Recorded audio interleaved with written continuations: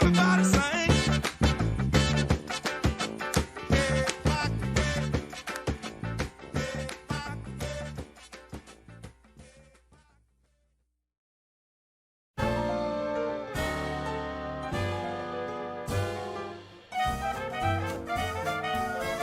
Hi, I'm Karen Swenson in the King's Room of the Rex Den, and I'll be your host as we take a look at the history, beauty, artwork, and philanthropy of the one and only Rex, King of Carnival, as the storied organization celebrates its 150th anniversary.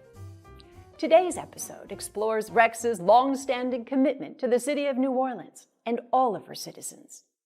From the very outset, back in 1872, Rex intended to help the city recover from the ravages of the Civil War and to create a celebration that would attract visitors from around the world. In those first few weeks, the founding fathers of the organization selected a motto, one that generations of Rex members have lived up to for 150 years: Pro Bono Publico, Latin for the public good. Mardi Gras began as a private celebration, but also as a public one. And there's that wonderful mix of the public and the private, especially in the Rex organization, which takes, at the very beginning, its motto, Pro Bono Publico, which is to say, we're going to be a private organization, but we're doing things for the benefit of the public. And to me, that's what America is all about, is having an interweaving of our private lives and our public lives so that we can sort of help our communities. We have an internal spirit that we believe in, and people who join the Rex organization, by and large, are people who care deeply and are committed deeply to our community. I think that has been the way we were since our very origins, where our founders were worried about what was going to become of New Orleans during Reconstruction. And this group of do-gooders got together and said, we can make New Orleans vibrant again. We can lift the spirits of the people, and we can also bring tourists back to New Orleans to help jumpstart our economy. One of the interesting things about Rex is that the king and people involved are usually very involved in civic organizations. And so I think it inspires people to say, all right, if I'm going to be part of Rex, I'm also going to be very involved in helping the city. Never before had the pro bono publico spirit been tested as it was after Hurricane Katrina struck New Orleans in 2005, inundating the city and wiping out our public schools.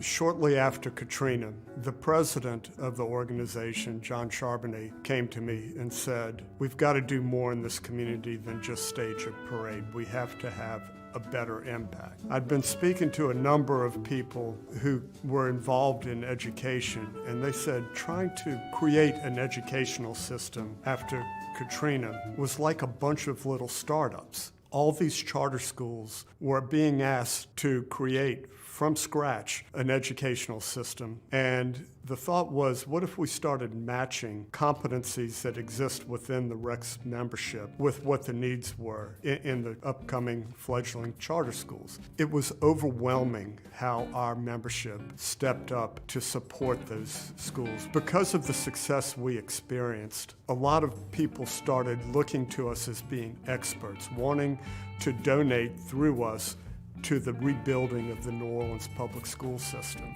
What amazed me is every year it has grown and grown and grown to the point that this year, as in the past years, we have donated over $1 million into the public school system. Probably what I'm most proud of in my role of Rex is how committed the members of the organization have been to making our children's, our future leaders' school system so much better. And I don't see the Pro Bono Publico Foundation's mission ever waning. I think it has taken root and has become a primary tradition of the Rex organization.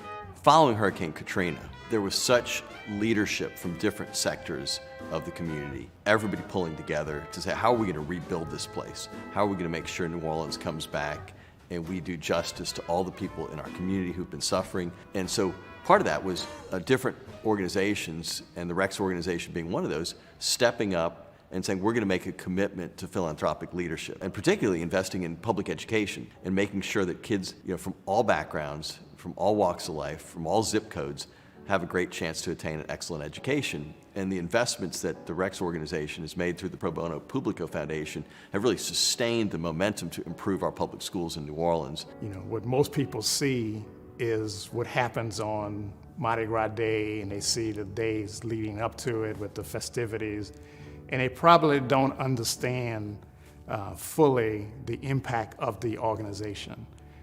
But someone who studies it a little bit more understands that the Rex organization has, for 150 years, played a leadership role in making our community better. The Rex organization could have easily stopped their contribution at putting on a great Mardi Gras experience, but they did not. And the men of the Rex organization who formed the Pro Bono Publico Foundation realized that they had a greater expectation for their existence, and they went a step further. The Pro Bono Publico Foundation has raised and donated more than $10 million to support public education in the city of New Orleans. Its members dedicate their time, treasure, and talent to making New Orleans a better place to live, maintaining a tradition started by their founders 150 years ago. Please join me in future episodes as we take a deep dive into Rex's commitment to art and artists, and the incredible pageantry, costumes, and jewelry from a century and a half of carnival royalty. I'm Karen Swenson. Thanks for joining me, and Hail Rex!